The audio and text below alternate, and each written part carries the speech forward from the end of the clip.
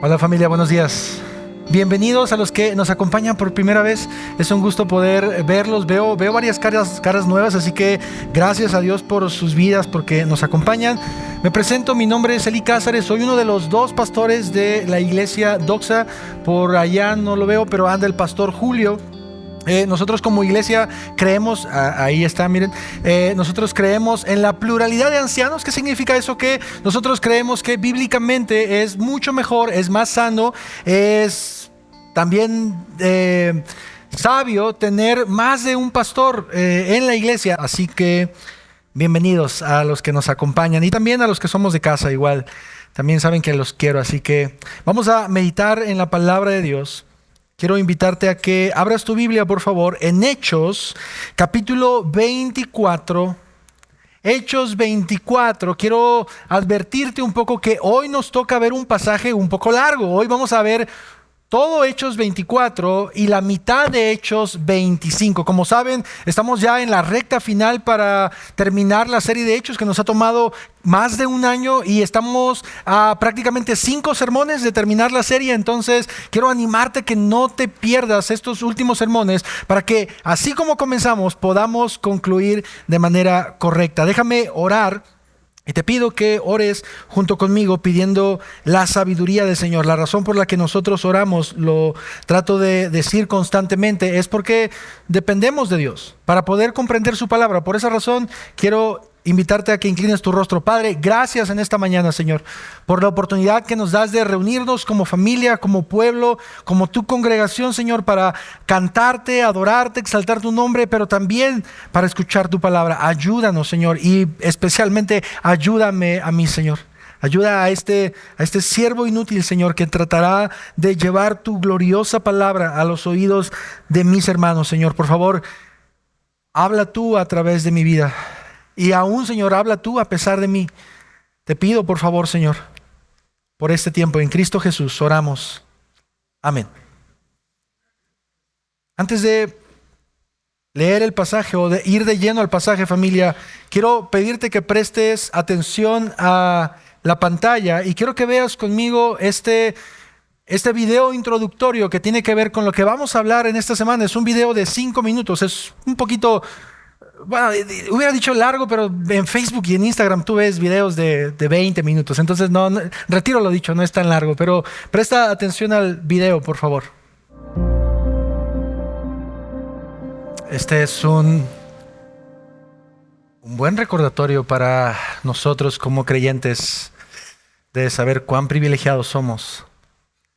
Pero al mismo tiempo saber que mientras nosotros podemos adorar a Dios con libertad y podemos levantar nuestras voces, en este preciso momento hay hermanos que están en diferentes ciudades, países, escondiéndose en cuevas o en lugares en donde no pueden cantar como nosotros quisiéramos. Y quise compartir este video, mis hermanos, porque hoy estaremos hablando de un pasaje que tiene que ver mucho con lo que acabamos de ver: la injusticia y la persecución de los creyentes. El día de hoy estaremos viendo en Hechos capítulo 24 y Hechos capítulo 25 cómo el apóstol Pablo, a pesar de ser un hombre inocente de los delitos que se les está acusando, es puesto en prisión. Y conocemos el final de su historia: asesinado un tiempo después por Nerón. Después de haber sido golpeado y casi asesinado, nosotros vimos la semana pasada y antepasada que los judíos y aún los líderes religiosos, después de haber golpeado al apóstol Pablo, ellos no están contentos con eso y dice la palabra que traman querer matar a Pablo. El pasaje nos muestra que el comandante Lisias decide llevarlo pronto a Cesarea, rodeado de casi un ejército, porque los judíos están planeando en matar a este hombre que nada ha hecho. Así que le envía una carta al gobernador Félix y manda al apóstol Pablo a Cesarea, aproximadamente 100 kilómetros de un lugar a otro. Es una distancia bastante larga. Y a partir de ahí, mis hermanos, es en donde nuestro estudio va a comenzar en esta mañana. Hechos capítulo 24 y 25. Yo he titulado en esta mañana el sermón con este título: no temas al juicio del hombre, sino al de Dios. No temas al juicio del hombre, sino al de Dios. Estaremos viendo estos pasajes, mis hermanos, y como es un pasaje un poco largo, yo solamente quiero que tú y yo podamos pensar en dos divisiones. En este texto que es largo, piensa en dos divisiones. La primera división, Pablo en el primer tribunal ante Félix, y en el segundo ante Festo. Estas van a ser las divisiones, dos ideas generales: Pablo ante Félix, Pablo ante Festo, y cada una de estas divisiones tendrá 3 puntos que vamos a tocar de manera breve. Así que si quieres tomarle una foto, copiarlo, lo puedes hacer, porque estaremos basándonos en estas ideas. Y como casi cada domingo, aún para las personas que nos acompañan por primera vez, casi cada domingo nosotros tratamos de dar una idea principal, algo que le llamamos el argumento o la idea principal, que es básicamente tratar de resumir lo que queremos decir en estas breves palabras. Y esa idea principal la vas a poder ver en la pantalla. Es la siguiente: la fe en el Jesús resucitado es lo que nos da valor para testificar delante de todos. La fe en el Jesús resucitado es lo que nos da valor para testificar delante de todos. En esta ocasión, por tema del tiempo, vamos a ir leyendo nuestro pasaje conforme vayamos avanzando en los puntos. Así que ve conmigo a la primera idea o al primer punto, que es Pablo ante Félix. Recuerda, el sermón va a ser dividido en dos grandes ideas. Pablo ante Félix. Y como ya lo dije, esta primera idea la vamos a dividir en 3 puntos. Y el primero de estos puntos es el siguiente: la acusación contra Pablo. Lee conmigo, por favor, familia, versículos del 1 al 9 de nuestro pasaje de Hechos 24. Dice la palabra: 5 días más tarde, el sumo sacerdote Ananías descendió a Cesarea con algunos ancianos y con un abogado llamado Tértulo, y presentaron al gobernador sus cargos contra Pablo. Después que llamaron a Pablo, Tértulo comenzó a acusarlo diciendo al gobernador: ya que por usted hemos obtenido mucha paz y que por providencias suyas se están llevando a cabo reformas en favor de esta nación, nosotros por todos los medios y en todas partes reconocemos esto con profunda gratitud, oh excelentísimo Félix.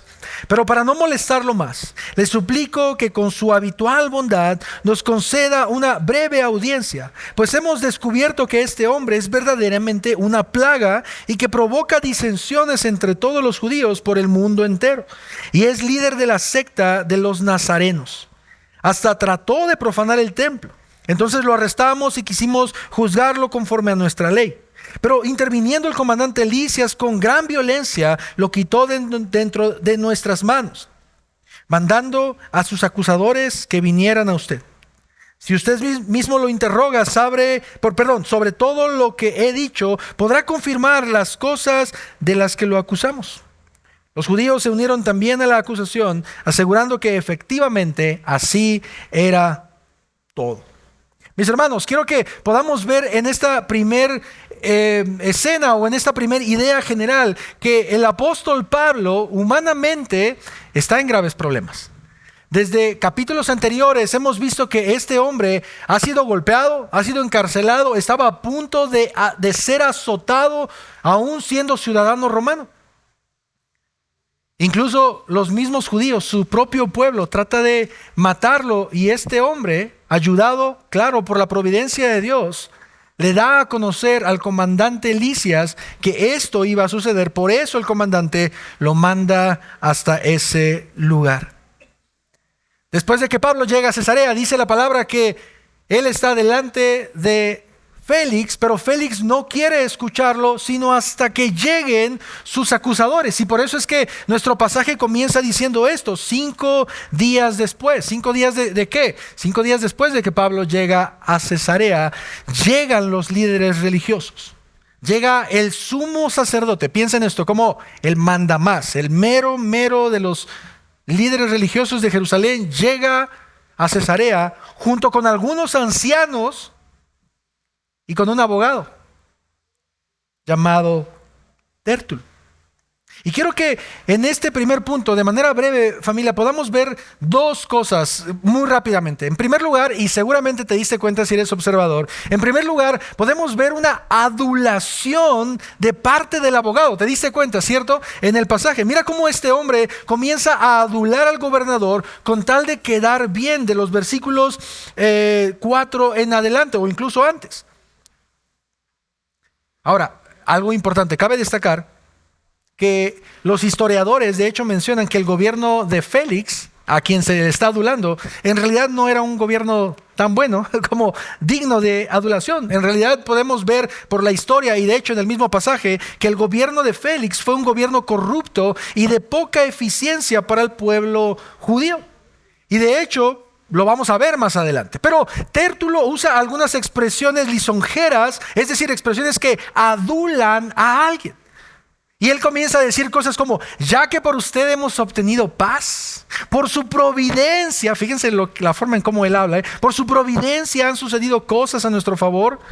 Nosotros, por todos los medios, por todas partes, reconocemos con profunda gratitud. Oh, excelentísimo Félix.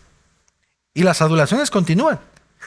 Pero para no molestarlo más, le suplico con su habitual bondad. Este hombre casi le faltó decir, usted es el Salvador del mundo. Fíjense cómo vemos en estas palabras de parte de Tértulo, y no solamente de él, sino aún de los ancianos, hipocresía de su parte. ¿Por qué? Mis hermanos, porque en realidad Félix no había hecho nada por el pueblo, al contrario. Los judíos y los líderes religiosos detestaban el gobierno romano. ¿Sabías eso, verdad? Los líderes religiosos, es decir, los judíos detestaban a los romanos, pero ellos tenían un enemigo mayor, que era el apóstol Pablo. Entonces este hombre, con tal de quedar bien para que el gobernador lo escuche, comienza a utilizar toda esta adulación. Y esto es lo primero que quiero que puedas ver conmigo, la adulación de Tértulo. Pero en segundo lugar, o lo segundo que vemos implícito en este primer punto es la acusación de Tértulo. Este abogado comienza a decir, bueno, gobernador, después de aventar toda esta adulación, quiero decirle por qué venimos aquí. Y el problema es que hay un hombre que es una plaga. ¿Escuchaste o leíste, verdad? Es una plaga, utiliza esta expresión. Y mis hermanos, quiero que prestes atención conmigo a tres acusaciones que este abogado está haciendo en contra de Pablo. Las vas a poder ver en pantalla. En primer lugar, Tértulo está diciendo, Pablo es un divisor. El apóstol Pablo, está acusado de sedición o rebelión, que es lo mismo. Es decir, querer levantarse contra el imperio romano. En segundo lugar, el abogado está diciendo, no solamente es eso, también es un líder sectario. Lo está acusando de sectarismo. Y en tercer lugar, este abogado está acusándolo de profanador, de profanar el templo. Estos son los delitos por los cuales están culpando. Ahora, quiero que puedas ver algo conmigo, si me ayudan dejando esta imagen, por favor. Dos de esos delitos o de esas acusaciones para el imperio romano no eran importantes. Dos de esas acusaciones a Félix no le interesaban. Seguramente sabes cuáles son. El tema de sectarismo y el tema de profanación. A ellos no les importaba nada que tuviera que ver con religión. Pero había una que sí era un peligro para el apóstol Pablo. Y era la de sedición o la de rebelión. Es decir, los judíos estaban acusando al apóstol Pablo, mis hermanos, de que Pablo iba de pueblo en pueblo buscando judíos para alborotarlos, para que se unieran a él y se levantaran en contra del imperio romano. Algo muy parecido a lo que el egipcio, me parece que de Hechos capítulo 21, hizo y que se le estaba confundiendo con Pablo, ¿recuerdas? El comandante Lisas piensa que Pablo es ese egipcio que se había levantado con muchos otros hombres. Bueno, eso es de lo que se le está acusando, de que Pablo iba de ciudad en ciudad queriendo reunir a judíos. Pero, mis hermanos, eso no es cierto. Estas acusaciones que estaban siendo en contra de Pablo eran simplemente mentira, eran acusaciones sin prueba, pero que todos los que fueron a acusarlo aseguraban que sí había ocurrido. Y mira, ahora la segunda idea el segundo punto, de la primera idea general, la cual es la defensa de Pablo. El primer punto fue la acusación de Tértulo, pero ahora vamos a ver la defensa de Pablo. A Pablo se le está acusando de estas tres cosas. Dos de ellas no son tan importantes o no es motivo de que aprecien a Pablo, pero una sí es de observar. Y mira ahora lo que Pablo dice ante la acusación. Este es versículo 10 al 21, la defensa de Pablo. Lee conmigo solamente versículos 10 al 13, por favor, y ve lo que dice el apóstol Pablo. Después de que el gobernador le hizo una señal para que hablara, Pablo respondió: sabiendo que por muchos años usted ha sido juez de esta nación, con gusto presento mi defensa. Puesto que usted puede comprobar el hecho de que no hace más de 12 días que subí a Jerusalén a adorar, y ni en el templo, ni en las sinagogas, ni en la ciudad misma me encontraron discutiendo con nadie o provocando un tumulto, ni tampoco pueden probar de lo que ahora me acusan. Pablo comienza su defensa, mis hermanos, y quiero que notemos algo que me llama la atención. A diferencia de Tértulo, Pablo no quiere adular a Félix. Pablo no pierde el tiempo en eso. Mientras que este hombre echa toda la carne al asador para tratar de adularlo, ¿qué es lo que dice Pablo al gobernador? Usted ha sido juez de esta nación por muchos años. Y ya. Y comienzo entonces mi defensa. Esa es una verdad. Sí, Félix ha sido gobernador, juez por muchos años, pero no hay nada de adulación. Listo. Así que aquí le presento mi defensa, dice el apóstol Pablo. Y mira lo que Pablo hace ante las acusaciones. En primer lugar, él refuta la acusación más peligrosa hecha en su contra. Recuerda, son 3 acusaciones y Pablo refuta la primera acusación. Pablo afirma que antes de ser arrestado, él llevaba varios días ya en Jerusalén. ¿Cierto? Lo vimos. Ahora, Pablo dice: gobernador, juez, en ninguno de esos días ni discutí, ni en el templo, ni en las sinagogas, que era el lugar en donde le gustaba estratégicamente hablar, ni en la ciudad. Nadie podía comprobar que Pablo era un divisor o que estaba formando una rebelión. Mis hermanos, recuerden, ¿cuál es la razón por la que Pablo, en primer lugar, al menos en Hechos, me parece que 21, dice que por la que fue a Jerusalén? Para el Pentecostés. Vamos a ver en este pasaje que incluso también va porque va a apoyar a los hermanos con ofrendas, pero vemos que en primer lugar Pablo tiene el deseo de ir a Pentecostés, es decir, a una fiesta bastante grande, la fiesta que también vimos en Hechos capítulo 2. ¿Por qué te estoy diciendo todo esto? Porque si Pablo verdaderamente fuera un líder que quisiera rebelarse en contra del Imperio Romano, el Pentecostés, que es la fiesta que reúne a todos los judíos, hubiera sido el lugar perfecto para que Pablo levantara su voz y los judíos lo escucharan, y entonces ahí los judíos se rebelaran contra los romanos. Pero no, Pablo dice: yo no abrí la boca en todos estos días. Pablo está refutando esta primera acusación. Yo no soy un rebelde. Yo no busco derrocar al Imperio Romano, ¿no?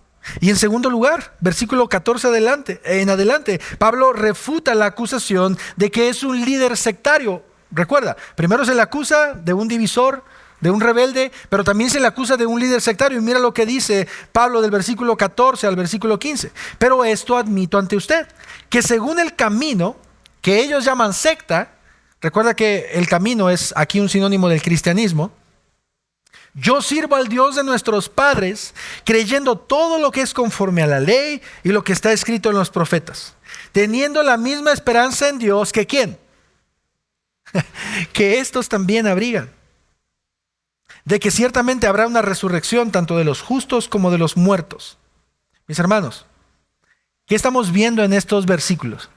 Que Pablo está diciendo, lo voy a decir en mis propias palabras, lo estoy parafraseando: gobernador Félix, si estos hombres dicen que yo soy un sectario, entonces también ellos son sectarios. ¿Por qué?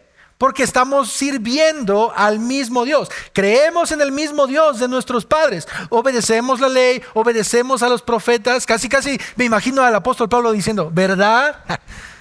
Pero esto es lo que Pablo está haciendo. Él está refutando esta idea de que Pablo no está inventando algo nuevo. No, él está adorando, mis hermanos, al mismo Dios que generaciones atrás adoraban los judíos, al verdadero Dios. Yo obedezco la ley, yo obedezco los profetas. Mi esperanza, al igual que seguramente la de estos, es en la resurrección de los muertos. ¿Te acuerdas que ese había sido un problema anteriormente en Jerusalén cuando Pablo está delante de fariseos y de saduceos? Y la razón por la que había sido un conflicto es porque mientras que los fariseos sí creen en la resurrección de los muertos, los saduceos no, ni en los ángeles. Entonces Pablo está delante del gobernador diciéndole, estos me están acusando por la resurrección, pero esto no es una secta, esto es algo en lo que ellos creen. Es más, esto no es algo por lo que Félix podía juzgar a Pablo. A él no le interesaba nada de eso. Para Félix era solamente religión. Eran creencias de este pueblo al cual Roma gobernaba. No había ninguna acusación, mis hermanos. Y por último, y la tercera cosa que Pablo argumenta, versículo 17 al 21, fíjate lo que dice, léelo conmigo. Después de varios años, dice Pablo, he venido para traer limosnas a mi nación y a presentar ofrendas. En esto estaba, cuando me encontraron, fíjate en esto, si lo puedes subrayar. ¿En dónde? En el templo. Después de haberme purificado, no con multitud ni con alboroto, pero estaban allí ciertos judíos de Asia, y que deberían haberse presentado aquí ante usted y acusarme si tuvieran algo contra mí. O si no, que estos mismos digan qué delito encontraron cuando comparecí ante el concilio, a no ser por esta sola declaración que hice en voz alta mientras estaba entre ellos. Por la resurrección de los muertos, soy juzgado hoy ante ustedes. Así que presta atención cómo Pablo está refutando acusación tras acusación. No solamente él está diciendo, yo no vine a Jerusalén para rebelarme contra Roma. No, lo que yo vine fue para traer ofrendas, para ayudar a mi nación. Pero al mismo tiempo el apóstol Pablo, familia, está diciendo, yo vine bajo las tradiciones judías. Me presenté ante el templo, me purifiqué. No era necesario, pero lo hizo de acuerdo a las tradiciones, lo hizo en el templo, lo hizo de manera adecuada. En ningún momento la tercera acusación de la que se hace en contra de Pablo se ve. Él no profana el templo, no viola la ley. Por lo tanto, estas tres acusaciones, ¿te das cuenta cómo son derrumbadas por el apóstol? Es más, fíjate lo que él está diciendo. Si yo cometí un delito, ¿en dónde están mis acusadores? Porque los que estaban ahí no lo habían visto, al menos ellos no lo habían apresado. Quienes lo habían acusado no estaban. Estos judíos que dijimos semanas atrás que probablemente eran de Éfeso, no estaban. ¿Por qué? Porque ellos habían ido a la fiesta de Pentecostés y ya se habían ido a sus pueblos. Ahora, ¿qué de importante tiene esto? Mucho. Para los romanos, y no solamente para los romanos, hoy en día en nuestra ciudad. Si alguien comete un delito, ¿quién es el que tiene que ir a presentar la denuncia? Quien sufrió el delito. No puede ir un vecino o el hijo del vecino a decir, oigan, yo me enteré de... Tráelo para acá. Y que él presente la acusación. Para los romanos, mis hermanos, eso también era muy importante. Ellos se tomaban muy en serio la ley. Y si los acusadores no estaban en ese juicio que estaba haciendo Pablo, no tenía sentido lo que estaba sucediendo. No tenía sentido. Estas acusaciones de inmediato fueron refutadas. Y ve conmigo ahora al tercer punto de la primera idea, y con esto vamos a concluir para pasar la siguiente idea general, versículo 22 al 27. ¿Qué es lo que Félix responde? Ahora, yo quiero ponerte en el lugar de Félix. Ponte en ese lugar. Tú acabas de escuchar la acusación de Tértulo, del abogado, de los ancianos, del sumo sacerdote. Este hizo esto, aquello y aquello. Pero después te das cuenta que el judío que tú acabas de conocer o que del que habías escuchado se defiende y verdaderamente no hay testigos que puedan demostrar que lo que se le está acusando y casi matando es verdadero. Si tú hubieras sido Félix o el gobernador, ¿qué hubieras hecho? Fallar a favor de Pablo, ¿verdad? ¿O hay uno que otro corrupto aquí? Espero que no. Es que no escuché sus respuestas, me asusté un poco. Bueno, creo que la mayoría, todos, hubiéramos dicho, no hay nada de qué acusarlo. Vete. Mira lo que sucede, versículo 22 en adelante. Entonces Félix, que conocía con bastante exactitud acerca del camino, dejó el fallo para después diciendo: cuando venga el comandante Lisias, decidiré el caso de ustedes. El comandante Lisias es quien arrestó a Pablo y dio órdenes al centurión de que tuviera a Pablo bajo custodia, pero con alguna medida de libertad, y que no impidiera a ninguno de sus amigos que lo sirvieran. Pero pocos días más tarde llegó Félix con Drusila, su mujer, que era judía. Bueno, aquí ya vemos por qué es que Félix conocía del camino con exactitud. Y mandó traer a Pablo y lo oyó hablar acerca de la fe en Cristo Jesús. Al disertar Pablo sobre la justicia, el dominio propio y el juicio venidero, Félix, atemorizado, dijo: vete por ahora, pero cuando tenga tiempo te mandaré a llamar. Hasta aquí nosotros podemos decir: ok, es una persona sabia, es una persona que quiere otro testigo, quiere una tercera voz, quiere escuchar al comandante, saber lo que pasó. Mandaba a llamar de vez en cuando a Pablo, dejaba que sus amigos lo visitaran, que le sirvieran. Pablo seguramente ya era de edad un poco más avanzada, entonces lo dejaba que lo visitaran, lo escuchaba. Parecía que el evangelio estaba confrontándolo, se atemorizaba. Hasta aquí, todo bien. ¿Qué pasa a partir del versículo 26?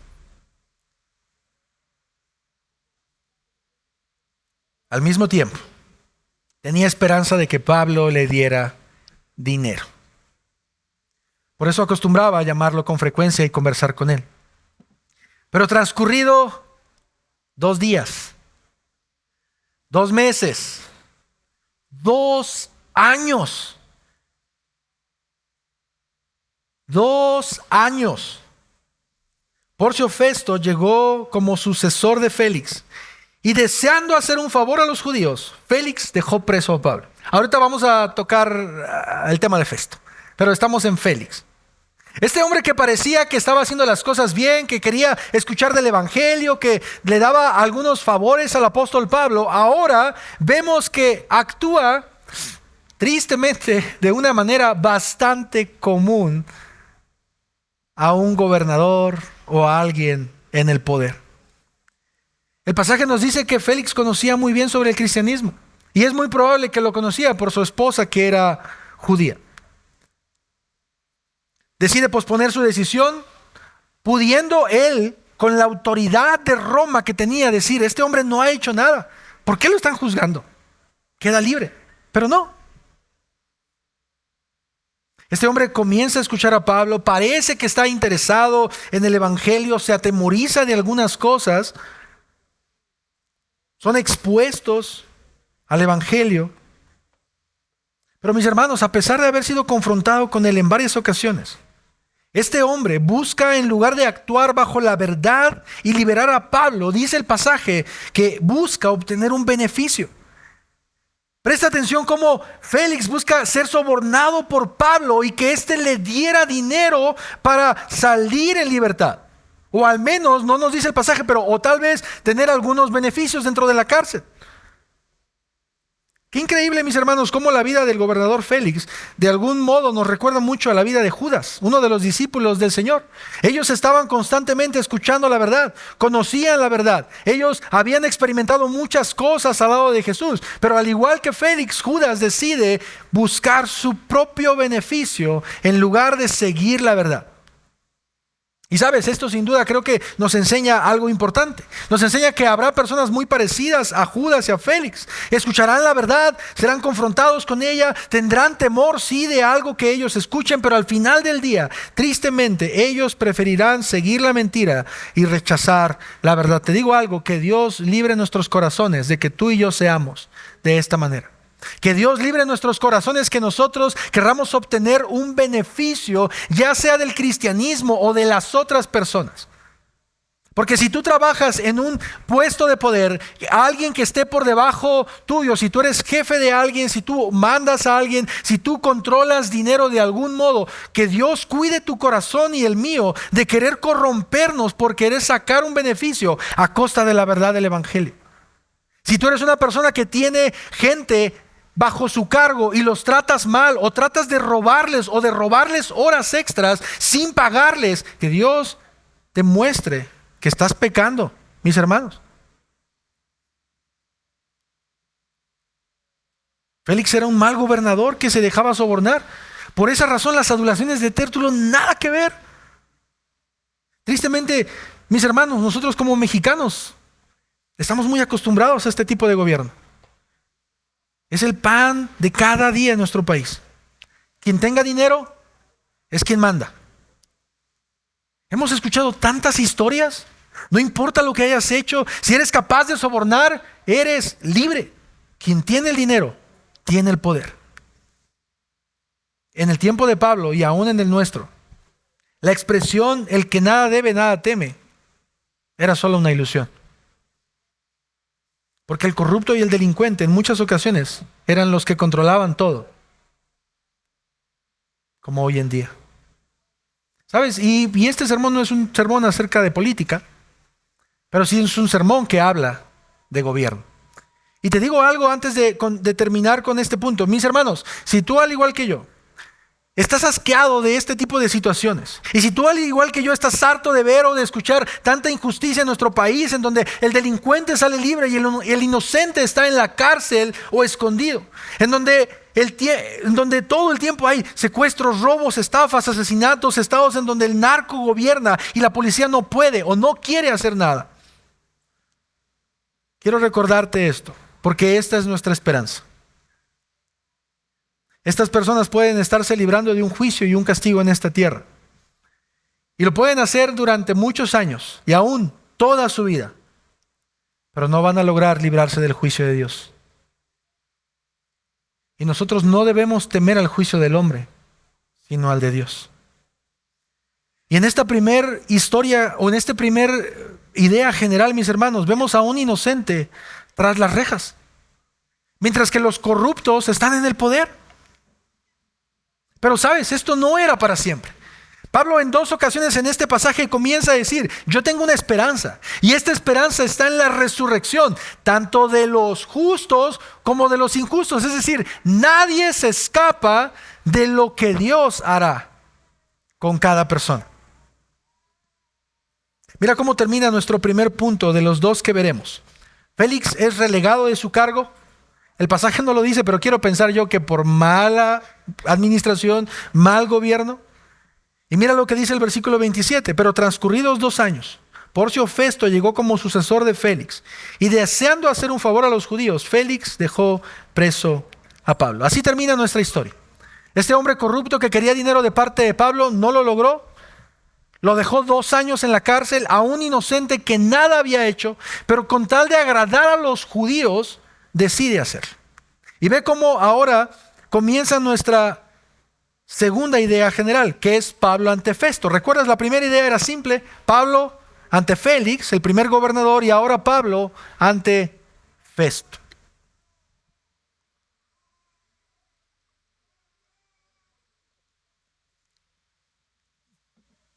Esta idea general también la dividiré en 3 puntos, que de hecho son un poco más breves que los anteriores. Y ve conmigo versículo del 1 al 5 y léelo conmigo.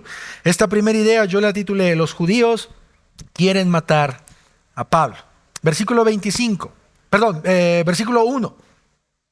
Festo entonces, 3 días después de haber llegado a la provincia, subió a Jerusalén desde Cesarea.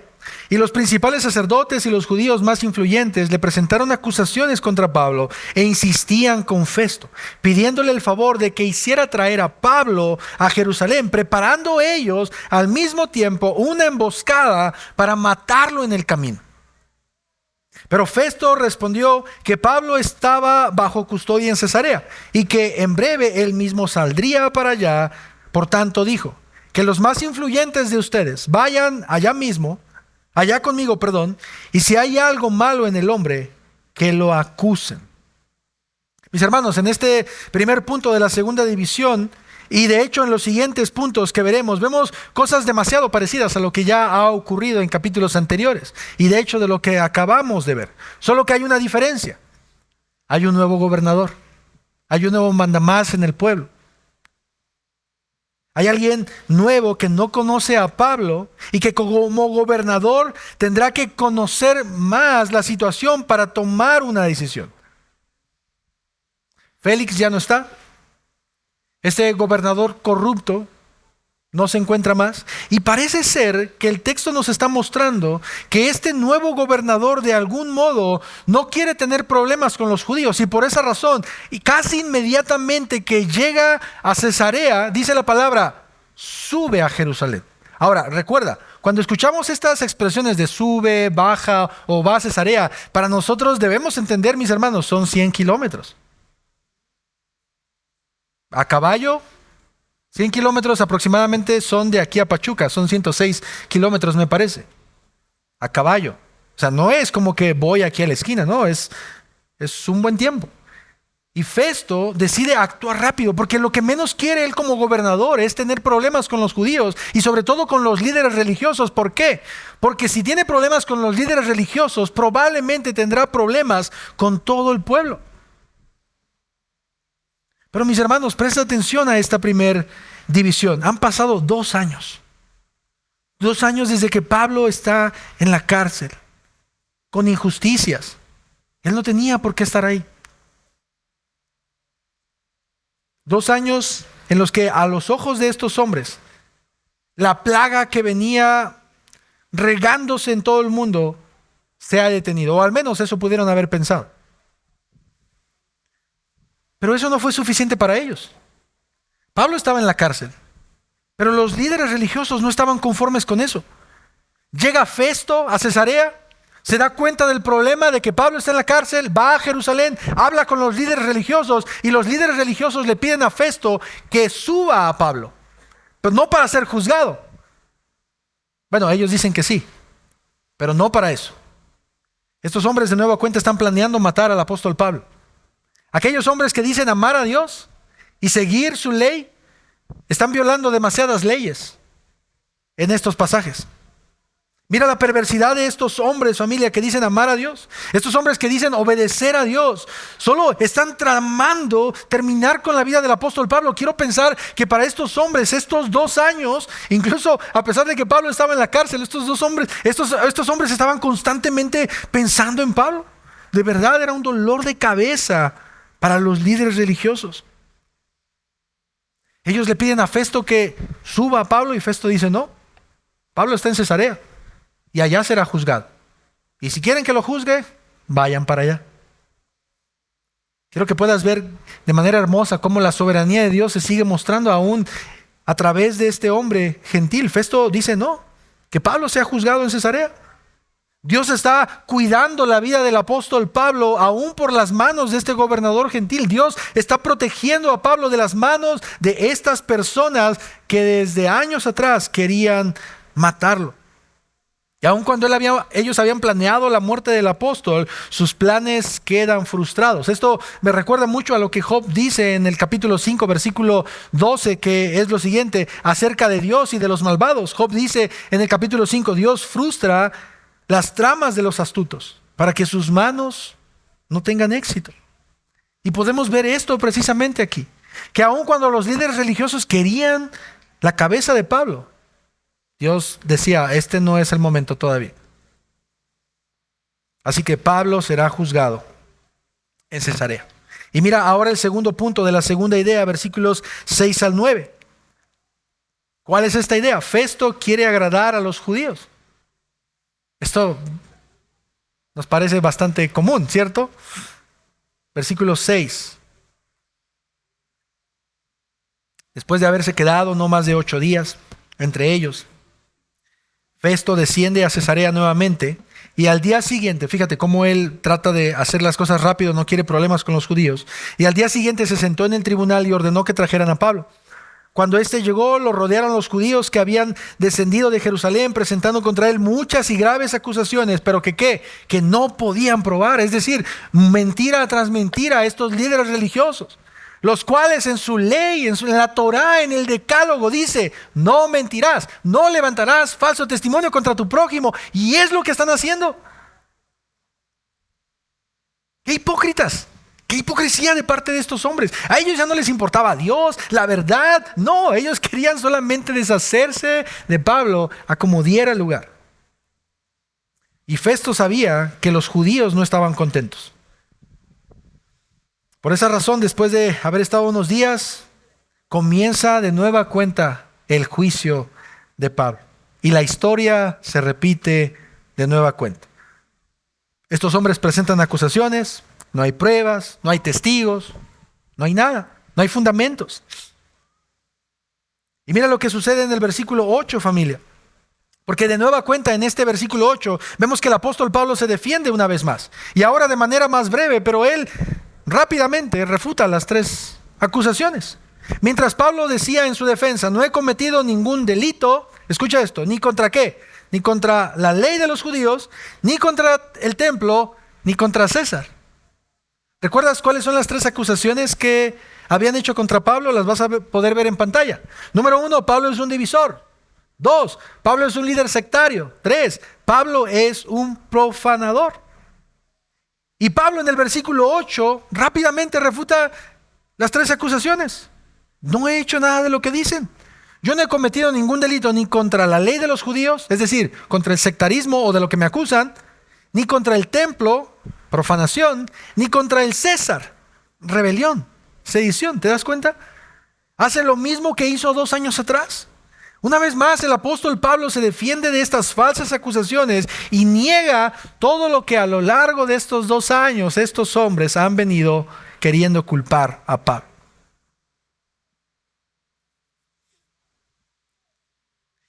Si Festo hubiera tomado el tiempo para meditar, ser sabio, analizar la situación, él pudo haber determinado, mis hermanos, que verdaderamente este hombre que estaba preso desde hace 2 años no había hecho nada. Pero no lo hace. El pasaje no nos dice de qué manera Félix quería hacerle un favor a los judíos, pero nos dice que quería hacerle un favor a los judíos. Ahora, esto que voy a decir no aparece en la Biblia, entonces no lo tomes como algo, como el canon. Pero quiero pensar que Félix creía que era mejor seguir dejando a Pablo en la cárcel a que todo un pueblo se levantara en contra de él. Sí, este hombre era inocente. Sí, este hombre no había hecho nada. Pero es mejor dejarlo a él como inocente, que pague por algo que no hizo, a que los líderes religiosos se levanten contra mí y en el inicio de mi mandato comience a tener problemas. Yo no sé si esto que voy a decir es algo que tal vez Félix no pensó y ya después Dios me dirá. Pero no sé si la forma en cómo Félix quería hacerle un favor a los judíos incluso era mandándolo a Jerusalén porque ya sabía de la emboscada de los líderes religiosos. El pasaje nos dice que este hombre, el gobernador, Festo, no Félix, Festo ya quería mandar a Pablo a Jerusalén, cuando al principio no lo quería mandar, pero ahora podemos ver que Festo le dice a Pablo, ¿estás dispuesto a ir? Ve conmigo por favor al capítulo 25 y quiero que lo puedas ver por favor, versículo 9. Pero Festo, queriendo hacer un favor a los judíos, respondió a Pablo y dijo, ¿estás dispuesto a subir a Jerusalén y a ser juzgado delante de mí por estas acusaciones? A ver, ok, yo no sé mucho de leyes y tal vez de tradiciones judías, pero Festo, Pablo ya está delante de ti y lo estás juzgando delante de los líderes religiosos. ¿Cuál sería la diferencia de juzgarlo en Cesarea, en tu territorio, a juzgarlo en Jerusalén? A mí eso me huele un poco sospechoso. Y no sé si parte del favor que Festo quería hacer era precisamente enviar a Pablo y terminar con ese problema.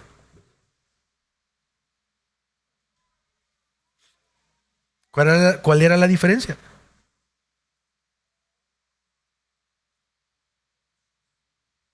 Cuando estaba haciendo el pasaje y veía esto, que probablemente estaba en el corazón de Festo, el hecho de intercambiar a un hombre inocente para no tener problemas con todo un pueblo, me recordó mucho el pasaje de Juan, capítulo 11, 47.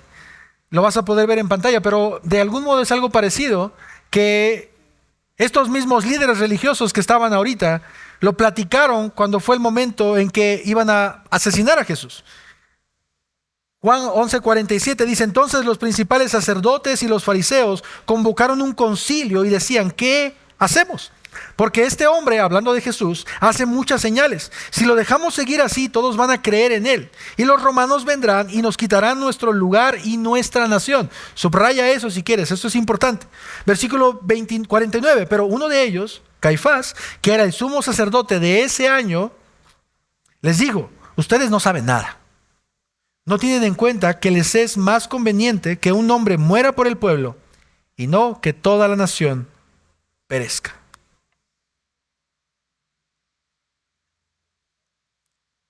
Tanto los gobernadores como los líderes religiosos, mis hermanos, lo único que querían era su conveniencia.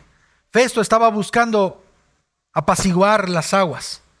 En este pasaje que acabamos de leer de Juan 11:47, los fariseos prefirieron sacrificar a Jesús para no tener una revuelta en contra de los romanos. Y es interesante que nos dice el pasaje porque ellos no querían perder su lugar, su posición de autoridad. Y por esa razón Festo le pregunta a Pablo: ¿estás dispuesto a ir a Jerusalén a ser juzgado? Y mira la tercera y última división de nuestro siguiente punto, versículos 10 al 12, la cual he titulado: Pablo apela a César.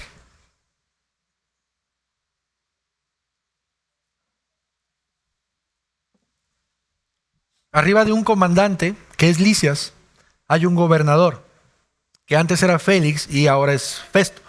Pero arriba de este gobernador está el César. Quiero aclarar algo. Recuerda que el César no es un nombre, no es como que la Pati o la Juan. No. El César es un título de gobierno para el emperador romano, el cual en ese momento era Nerón.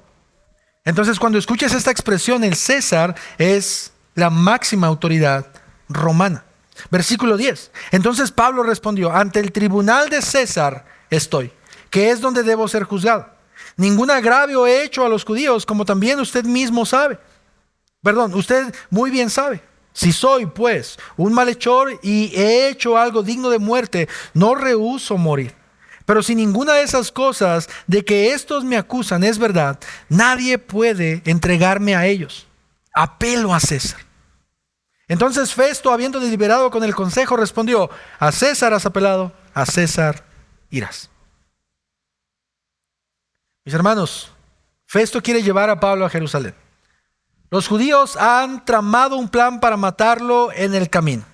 Los judíos lo saben, Pablo lo sabe, tal vez Festo lo sepa. Quiero creer que por esa razón Pablo, siendo quien era, un hombre sabio, y sabía que si llegaba a Jerusalén era hombre muerto, él dice: si tengo que ser juzgado, entonces voy a ser juzgado por la máxima autoridad. Y si ahí tengo que morir delante de él, voy a morir, pero no delante de los judíos. Yo creo que Pablo conocía el riesgo que corría al apelar a Nerón. Y era que probablemente lo mataban. Pero si Pablo accedía a ir a Jerusalén, era que seguramente lo mataban. Entonces no había mucha decisión, no había mucho hacia dónde ir del apóstol Pablo, muchas opciones. Él decide ir a Nerón. Pablo le hizo ver esto a Festo. Me llama mucho la atención, familia, que en los pasajes que acabamos de ver, Pablo está diciendo: yo soy inocente. Y usted lo sabe. Usted sabe muy bien. Ningún agravio, versículo 10, he hecho a los judíos, como también usted muy bien lo sabe. Fíjate. O sea, el apóstol Pablo está confrontando al gobernador. Yo no he hecho nada. Llevo 2 años aquí, no he hecho nada. Y usted lo sabe.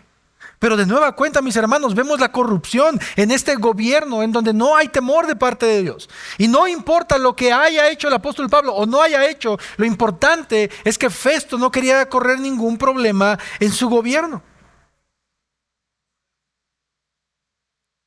¿Y qué es lo que quiero que podamos ver en este pasaje, mis hermanos? Que si tú te puedes dar cuenta, como lo dijo el pastor Julio hace 8 días, no vemos mandamientos, no vemos imperativos. ¿Qué es lo que quiero que tú y yo podamos ver en estos pasajes? ¿Sabes? Como cristianos de aquel entonces y hoy en día, tú y yo debemos entender que las injusticias no han terminado. ¿Cuántos de nosotros no hemos sufrido una injusticia? Llamémosla desde la más pequeña hasta tal vez personas que han llegado a la cárcel. Pero ¿cuántos de nosotros hemos recibido injusticia de parte de alguien? Alguien que se decía nuestro hermano, nuestro amigo, un familiar, alguien que encontramos en la calle, no sé, alguien que esté pensando mal de nosotros y que haya actuado de manera equivocada. Una ofensa, una grosería, una bofetada, un golpe, algo. ¿Cuántos de nosotros hemos sido defraudados económicamente por personas que se decían nuestros amigos, que nos pidieron dinero y que jamás los volvimos a ver?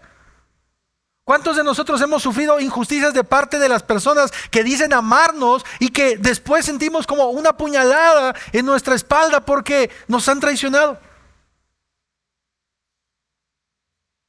Si vives en esta tierra y eres un ser humano, creo que todos, en menor o en mayor medida.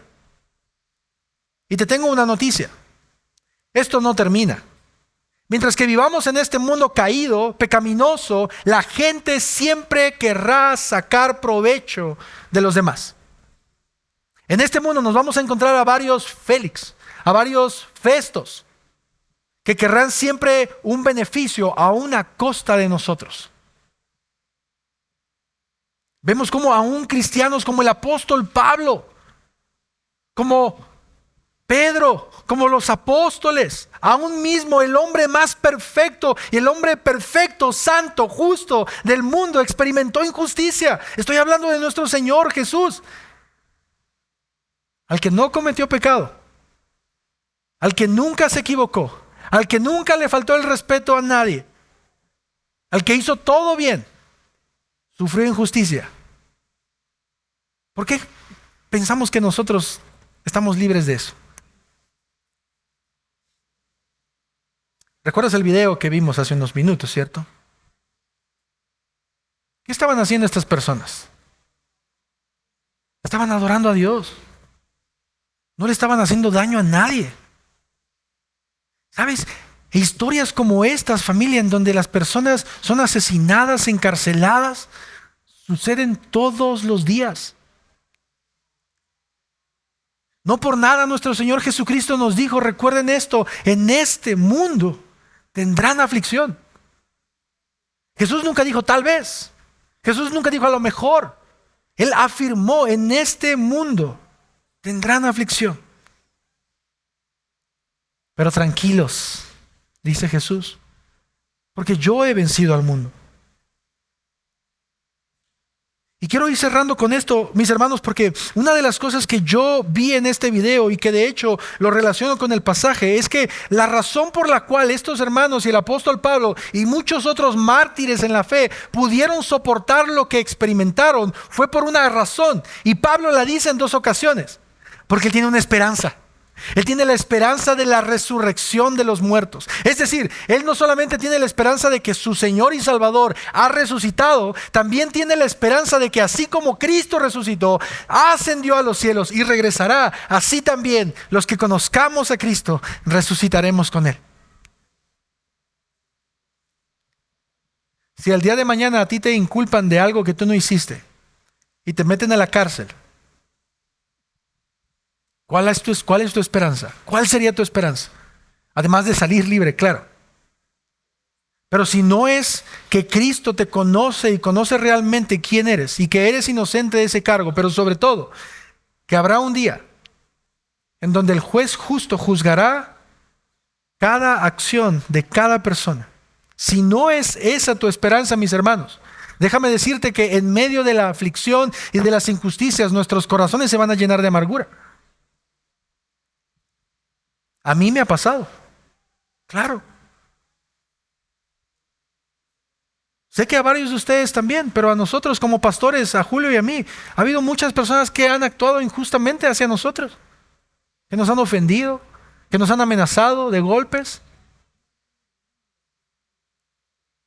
Y nosotros podemos decir delante de Dios, Señor, nosotros tenemos una conciencia tranquila, pero eso no nos libra del mal. Pero ¿cuál es nuestra esperanza? Que vendrá un día en el cual un juez, no como Félix ni como Festo, sino el juez perfecto que conoce cada pensamiento, juzgará los corazones de cada persona. quiero terminar este tiempo, familia, con dos cosas. Y antes de eso, terminar con la idea con la que comencé. La fe en el Jesús resucitado es lo que nos da valor para testificar delante de todos. Como cristianos, a veces o en muchas ocasiones, tristemente para nuestra vergüenza, se nos olvida que hay personas que a causa de su fe están sufriendo. Y es una de las cosas que me gustaría en una aplicación práctica hacer. Vamos a tomarnos unos minutos para orar por la iglesia perseguida. El video con el que acabamos, de hecho, nos hace esa petición. ¿Puedes orar por la iglesia perseguida? Y me gustaría que podamos orar por eso. Pero en segundo lugar, una de las cosas que me gustaría que podamos orar, mis hermanos, es dar gracias a Dios porque hasta este momento en nuestro país nosotros aún tenemos libertad de culto. Y eso es una de las bendiciones que a veces se nos olvida dar gracias al Señor por lo que Él ha hecho. Entonces, me gustaría que podamos orar. Así que quiero invitarte a que te pongas de pie. Voy a hacer algo que tal vez va a incomodar un poco a los hermanos, pero el cristianismo se trata de incomodar. Entonces, quiero pedirte por favor que te reúnas en pequeños grupitos de 5 personas y que podamos orar por eso. Ahora, si sé que hay algunos amigos que nos visitan por primera vez, y me encantaría que los que son de Doxa, los miembros de Doxa, pudieran acercarse a ellos y poder orar con ellos, por favor. Decir, ¿podemos orar? Vamos a orar por 2 cosas. Por la iglesia perseguida, porque en este momento hay hermanos que están escondiéndose para leer la palabra de Dios y que probablemente si los descubren los puedan matar o meter a la cárcel. Pero 2, dar gracias a Dios, porque aún como creyentes en este país podemos tener esa libertad. Si alguien no desea hacerlo, no queremos obligarlo, puedes tomar solamente tu lugar, quedarte sentado y entenderemos que significa que no quieres reunirte a orar con otros hermanos, pero quiero animarlos, si quieren quitar sillas, hacerse a un lado en pequeños grupos de 5 personas, que podamos orar por favor por esto. Entonces vamos a orar por estos hermanos, específicamente por esta iglesia en Nigeria, y que podamos decir, Señor, ten misericordia, y que al mismo tiempo podamos decir, Señor, como lo dice el apóstol Juan en Apocalipsis capítulo 22, ven pronto. Vamos a orar. Señor, gracias en esta tarde por tu palabra, Señor, por tu bendita palabra. Porque nosotros, Señor, podemos reconocer quién eres tú, Señor, y que tú estás en medio de este pueblo, de esta iglesia local, Señor, para, Señor, consolarnos, animarnos y ayudarnos a entender que en este mundo tendremos aflicción. Eso es lo que tu palabra nos dice, Señor. Pero también, Señor, podemos reconocer y recordar que hay hermanos en otros países, en otras ciudades y aún en otros estados dentro de nuestro mismo país que están sufriendo persecución, que están sufriendo injusticias, hermanos de otros estados, Señor, de Chiapas, de Oaxaca, que sus terrenos, sus casas, Señor, están siéndoles quitadas y que les están prohibiendo servicios de agua, de luz, Señor, de cosas indispensables, que a sus hijos los están sacando de las escuelas porque profesan fe en ti. Señor, quiero rogarte por estos hermanos. Queremos rogarte, Señor, como tu iglesia, por estas personas que están atravesando aflicción, que están atravesando persecución. Queremos rogarte, Señor, por estas personas, estos hermanos del video que vimos, Señor, que han perdido a familia, que han perdido a padres, que han perdido a hermanos, que han perdido a hijos, Señor.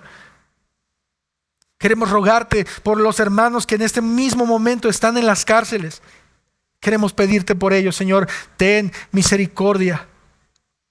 Y no sabemos, Señor, si al igual que el apóstol Pablo, en tu soberanía está el dejarlos un tiempo más en la cárcel, pero por favor, queremos rogarte, Señor, pon en el corazón de ellos, Señor, tu palabra. Recuérdales que ellos no están solos y que tú estás con ellos, y que nosotros, como su iglesia y como sus hermanos y como el cuerpo de Cristo, queremos orar por ellos, Señor. Padre, gracias, porque en muchas ocasiones somos muy mal agradecidos, Señor, y se nos olvidan las bendiciones que tú nos das de poder, Señor, vivir en un país en el que tenemos libertad de poder adorarte y levantar la voz. Gracias, Señor, y te pido que nos perdones, por favor, porque en muchas ocasiones, Señor, olvidamos las bendiciones que tú nos das como tu pueblo. Señor, por favor, ayúdanos a recordar que cuando pasemos aflicciones y aún injusticias, que podamos recordar, Señor, que nuestra esperanza está en ti, que nuestra esperanza está en saber que tú no permaneciste en una tumba, sino que resucitaste al tercer día y ascendiste. Ayúdanos a recordar eso como nuestra esperanza, de saber que este mundo es pasajero. Este mundo pronto se terminará y tu pueblo estará contigo para adorarte por siempre. Amén.